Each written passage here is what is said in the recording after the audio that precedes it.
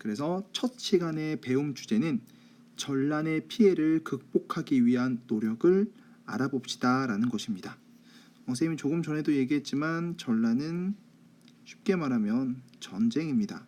그런데 그 대표적인 전쟁이 바로 외나라와 그리고 청나라와 얘네들이 전쟁이 있었죠. 자, 그러면 지금부터 시작합니다. 선생님이 사회 첫 디딤 영상은 비주얼 싱킹으로 한번 표현을 해봤어요. 자, 여러분들 임진왜란이 언제 일어났느냐? 이거는 꼭 기억해야겠죠. 1592년 1592. 자, 이런 전쟁이 일어났을 때 이러고 있을 틈이 없다라는 거죠. 조선과 지금으로 말하면 일본과의 전쟁이었죠. 그리고 그 이후에 청나라 병자 호란 1637년에 있었습니다. 이렇게 두 전쟁, 전란을 겪으면서 우리나라는 매우 큰 피해를 입었죠. 그러니까 우리 국토가 어떻게 되겠어요? 보니까 매우 아파, 그죠?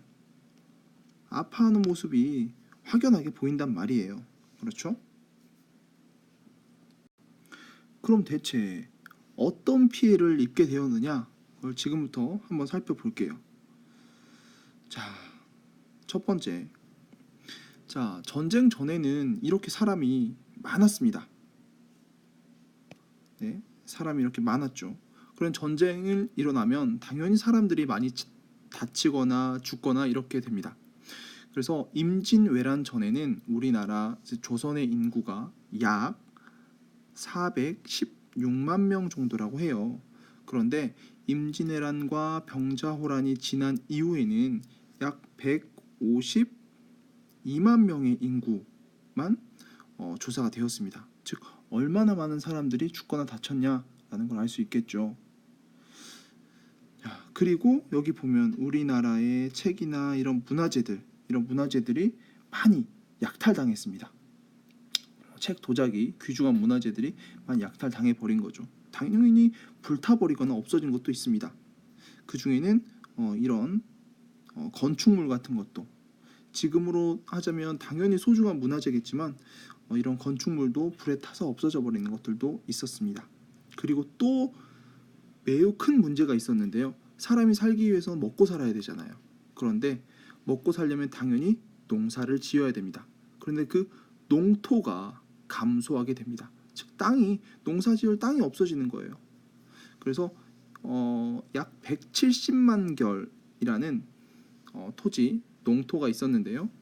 이후에는 50만 결, 단위는 여러분들 그걸 꼭 자세하게 알 필요는 없습니다만 이거 보세요. 170에서 50으로 떨어지면 약 3분의 1로 감소해 버립니다.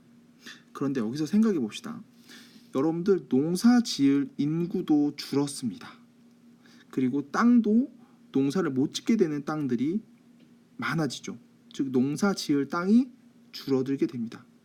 농사 지을 사람도 적고 그로 인해서 농사를 많이 못 짓게 되고 이러면 어떻게 되겠어요? 백성들이 갈수록 힘이 들어지죠. 그렇기 때문에 우리는 이걸 극복하기 위해서 노력을 하는데요.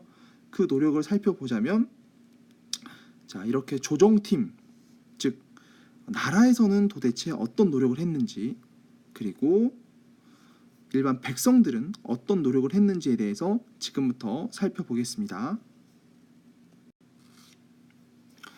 자, 그러면 나라에서는 어떻게 했는지 살펴보자면 먼저 토지를 조사합니다. 땅을 조사하는 거예요. 땅을 왜 조사했을까? 그리고 인구 조사를 합니다. 인구 조사를 왜 했을까? 자세히 살펴보면요.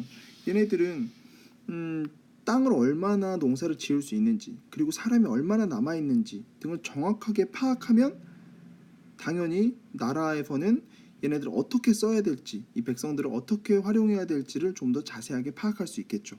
그래서 국가의 재정을 늘리고, 그리고 병역, 즉 군인 활동을 할 그런 병역 담당할 사람을 파악하기 위해서 토지 조사와 인구 조사를 합니다. 그럼 나라에서 나라 재정이 당연히, 즉 나라가 좀 더 잘 살게 되면 백성이 안정된 삶을 살아갈 수가 있겠죠. 자, 그리고 우리나라에서는 세금, 즉 백성들이 세금을 내잖아요. 그 세금을 가지고 이런 신하들에게 녹을 주죠. 즉 지금으로 따지면 녹은 지금으로 따지면 월급 같은 게 되겠죠. 공무원에게 주는 월급을 주는 거란 말입니다. 그리고 세금을 가지고 했을 거예요. 그런데 그 전에는 특산물을 가지고 세금을 냈었어요. 근데 이게 문제가 있었습니다.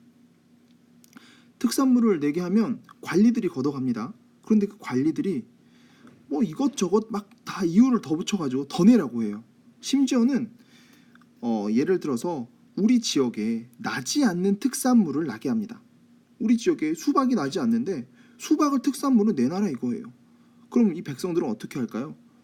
수박이 나는 곳에서 수박을 사와서 그걸 특산물로 냅니다. 그러니까 얼마나 힘들었겠어요. 심지어 더 많이 받아가고 이 얘네들이 그 지역에 수박을 파는 그 사람들이 그때 관리들하고 손을 잡고 그 수박을 매우 비싸게 팝니다. 그럼 백성들은 매우 비싼 값에 수박을 사와서 더 비싼 값에 준 수박을 특산물로 내야 돼요. 세금으로 내야 되는 거였어요. 그러니까 갈수록 힘이 들어지죠. 그거를 바로 바꾼 것이 자, 이건 꼭 기억해야 됩니다. 대동법입니다. 대동법. 대동법은 처음 실시한 사람이 광해군인데요. 이 광해군에 대한 이야기는 수업 시간에 우리가 좀 더 다뤄보도록 하고요. 대동법은 선생님이 이렇게 적어 놓았듯이 토지 면적에 따라서 세금을 달리합니다. 즉 토지를 많이 가지고 있는 사람들은 더 많이 내요.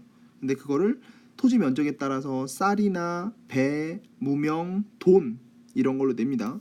자, 여기 쌀이나 배, 무명, 돈으로 내는데요. 토지가 적으면 그만큼 적게 냅니다. 그로 인해서 백성들의 부담도 줄어들게 되겠죠. 그리고 전쟁을 겪고 나면 그렇게 아픈 사람들이 많이 생깁니다. 백성들이 부상도 생기고 전염병으로 고통을 받아요. 자, 지금 이 사람의 이름을 한 번씩 들어보았을 겁니다. 허준. 허준하면 떠오르는 것이 바로 이 동의보감이죠. 동의보감은 우리나라에 나는 그런 약초, 그 다음에 그런 질병들에 대한 치료법을 백성들에게 전달을 해줌으로써 백성들이 훨씬 치료를 잘 받고 생존율이 높아지게 되겠죠. 그리고 전쟁을 겪으면서 이런 성벽이 많이 부서졌습니다. 그런 성벽을 수리를 하고요. 무너진 성을 쌓고 그 다음에 이런 못 쓰게 된 무기들을 수리하는 그런 일들을 국가에서 했습니다. 그러면 백성들은 무슨 일을 했느냐? 자, 먹고 살아야 되잖아요. 그죠? 먹고 살기 위해서는 당연히 농업이 발달돼야 됩니다. 농업을 발달시키기 위해서는 일단 저수지와 보라는 건데요. 이 보는 논농사에 필요한 겁니다. 그래서 물을 담아두고 쌓은 뚝이라고 보면 됩니다. 자, 그리고 중요한 모내기법이 등장하게 됩니다. 자, 모내기법은 모판에다가 씨를 뿌려가지고 일부 키워냅니다. 키워내서 어느 정도 큰 아이들을 논에다가 옮겨 심어요. 그렇게 되면 나중에 잡초 제거도 덜 하게 되니까 적은 노동력으로 넓은 땅을 농사를 지을 수가 있게 됩니다. 자, 이런 일이 계속 되다 보니까 부유한 농민이 등장하게 되죠. 바로 부농이 등장하게 되는 겁니다. 그리고 참고로 선생님이 적어 놓았는데요. 이전에는 직파법이라고 합니다. 직파법은 직접 씨를 뿌리는 거예요. 논에다 직접 씨를 뿌립니다. 그렇게 되면 잡초도 많이 나게 되고, 자, 여기 보이듯이 한 곳에 씨가 막 몰릴 수가 있어요. 그러면 얘네들의 생존율도 낮아지게 되겠죠. 농업도 발달했는데요. 상업도 발달시킵니다. 누가요? 백성들이요. 상업을 발달시켜요. 자, 이렇게 넓은 땅을 경작하면서 당연히 쌀의 생산량, 먹을 수 있는 게 많이 생산이 됩니다. 그러니까 너도 나도 다른 거를 한번 우리가 농사를 지어봐요. 그래서 인삼도 지어보고요. 담배, 그리고 채소, 얘네들의 재배량이 높아지게 됩니다. 얘네들을 많이 재배해서 뭐 할까요? 나 혼자 이걸 다 먹을까요? 아니죠. 어떻게 해요? 팔아요. 네, 팝니다. 지금으로 따지면 바로 시장이라고 생각하면 됩니다. 그래서 전국 곳곳에 장시가 등장합니다. 근데 전국 곳곳에 등장하면 어떻게 할까요? 이걸 그 백성들이 예를 들어 전라도에서 난 것을 한양에 가서 팔 수 있을까요? 직접? 나 먹고 살기도 지금 거기에서 바쁜데. 그래서 그거를 대신 팔아주는 사람들이 생깁니다. 그게 바로 보부상이에요. 보부상. 여러 시장을 돌아다니면서 물건을 파는 일을 하는데요. 이런 사람들이 등장하게 되면서 상업이 발달되게 됩니다. 자, 그럼 전란의 피해를 극복하기 위한 조정의 노력과 백성들의 노력을 여러분들 잘 기억하고요. 수업 시간에 만나도록 합시다. 그럼 안녕.